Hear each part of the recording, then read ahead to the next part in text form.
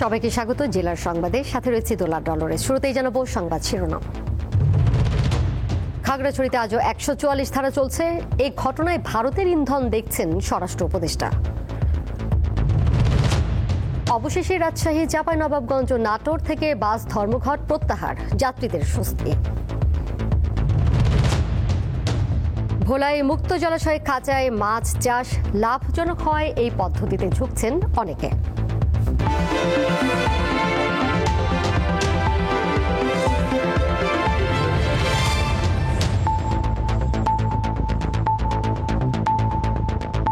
শুরুতেই কেওয়াই স্টিল চট্টগ্রাম সংবাদ।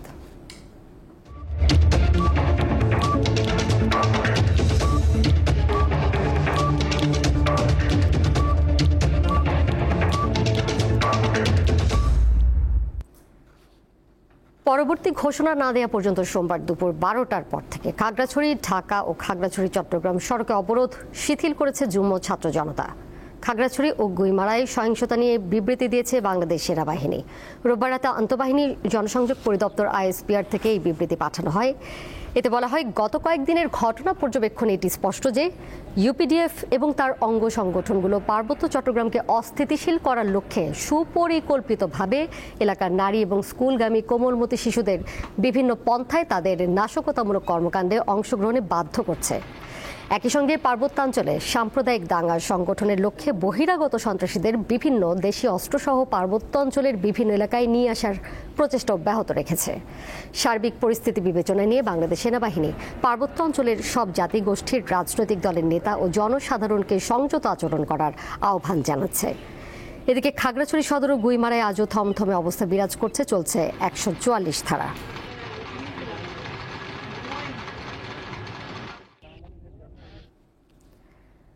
প্রতিবেশী দেশ ও ফ্যাসিবাদের দোসরদের ইন্ধনে খাগড়াছড়িতে অস্থিরতা হচ্ছে বলে মন্তব্য করেছেন স্বরাষ্ট্র উপদেষ্টা জাহাঙ্গীর আলম চৌধুরী। সোমবার রাজধানীর রমনায় ডিএমপির 5টি থানার ভবন নির্মাণ কাজের উদ্বোধন শেষে সাংবাদিকদের প্রশ্নের জবাবে তিনি এই মন্তব্য করেন। বলেন, একটি মহল শান্তিপূর্ণভাবে যাতে দুর্গাপূজা না হয় সেজন্য অপচেষ্টা চালাচ্ছে। এই মহলই খাগড়াছড়িতে এইসব করছে। ভারত বা ফ্যাসিস্টদের ইন্ধনে এই ঘটনা ঘটছে। এই ঘটনা যাতে না ঘটে সেজন্য সর্বোচ্চ ব্যবস্থা নেওয়া হচ্ছে। স্বরাষ্ট্র উপদেষ্টারও বলেন, কিছু সন্ত্রাসী পাহাড়ের ওপর থেকে গুলি করেছে, এসব অস্ত্র বাইরের দেশ থেকে আসে। এটি প্রতিহত করতে সবার সহযোগিতা চান তিনি।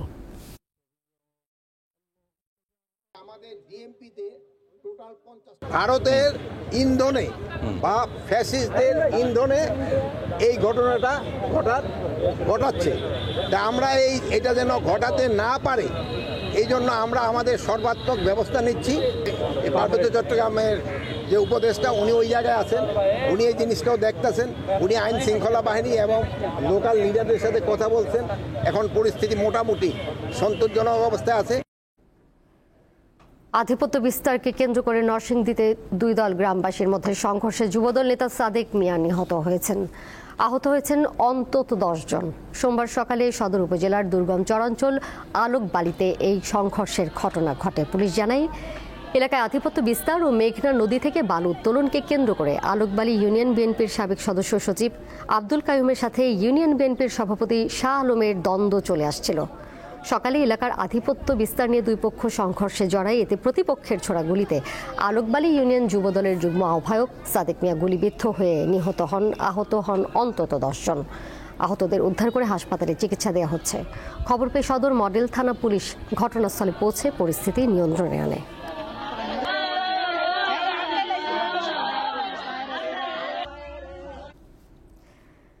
রাজশাহী, চাঁপাইনবাবগঞ্জ, নাটোরে টানা 4 দিন ধরে চলা দূরপাল্লার বাস ধর্মঘট প্রত্যাহার করা হয়েছে। সোমবার বেলা 2টার দিকে সিদ্ধান্ত নেওয়া হয় বলে জানিয়েছেন উত্তরবঙ্গ বাস মালিক সমিতির মহাসচিব নজরুল ইসলাম। তিনি জানান, শ্রমিকদের সঙ্গে মালিকদের বেতন নিয়ে যে দ্বন্দ্ব তৈরি হয়েছিল তা অনেকটাই কেটে গেছে। ঢাকায় বেলা 11টা থেকে 2টা পর্যন্ত পরিবহন মালিক সমিতির সঙ্গে সভা হয়েছে। সেখানে মালিক পক্ষ ধর্মঘট প্রত্যাহার করে নিয়েছে।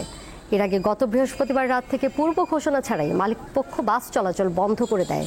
সম্প্রতি শ্রমিকরা বেতন বৃদ্ধির দাবিতে আন্দোলন শুরু করলে কয়েক দফায় বাস চলাচল বন্ধ হয়ে যায়। দূরপাল্লার বাস বন্ধ থাকায় ভোগান্তিতে পড়েন যাত্রীরা।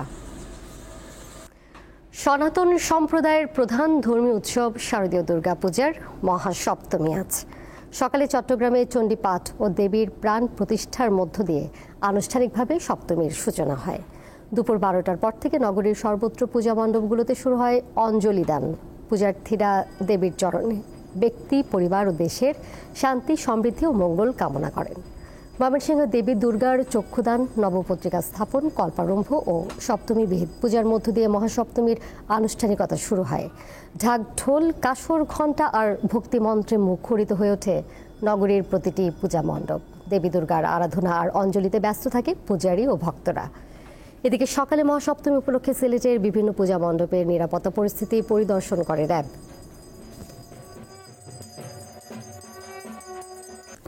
পটুয়াখালীতে ডেঙ্গু আক্রান্ত হয়ে মোহাম্মদ জাকারিয়া নামে এক কলেজ শিক্ষার্থীর মৃত্যু হয়েছে।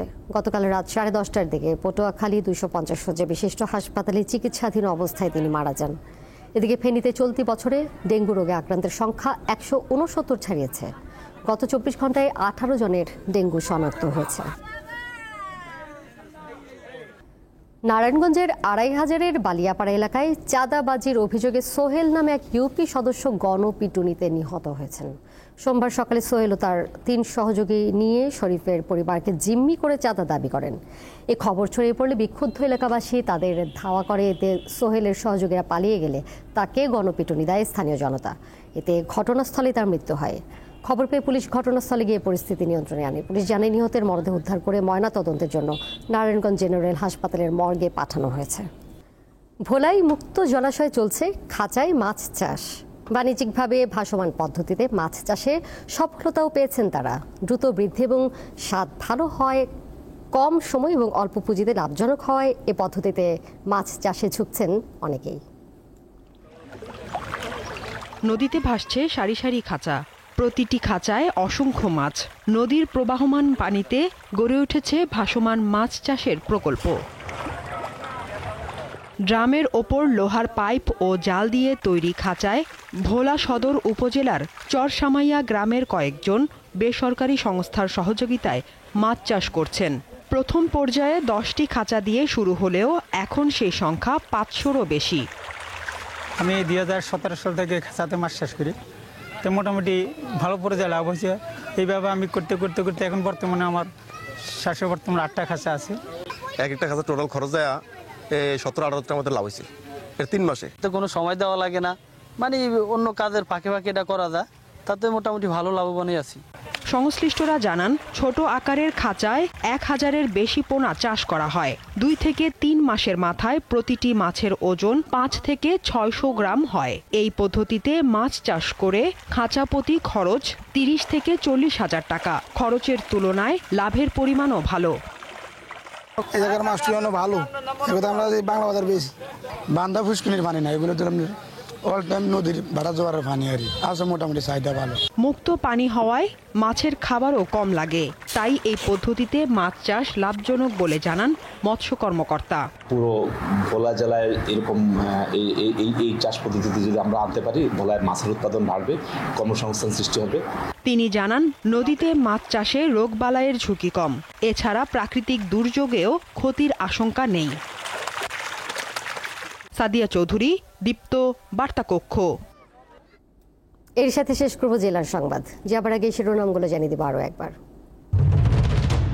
খাগড়াছড়িতে আজও 144 ধারা চলছে। এই ঘটনায় ভারতের ইন্ধন দেখছেন স্বরাষ্ট্র উপদেষ্টা। অবশেষে রাজশাহী, চাঁপাইনবাবগঞ্জ ও নাটোর থেকে বাস ধর্মঘট প্রত্যাহার, যাত্রীদের স্বস্তি। ভোলায় মুক্ত জলাশয়ে খাঁচায় মাছ চাষ লাভজনক হয়, এই পদ্ধতিতে ঝুঁকছেন অনেকে।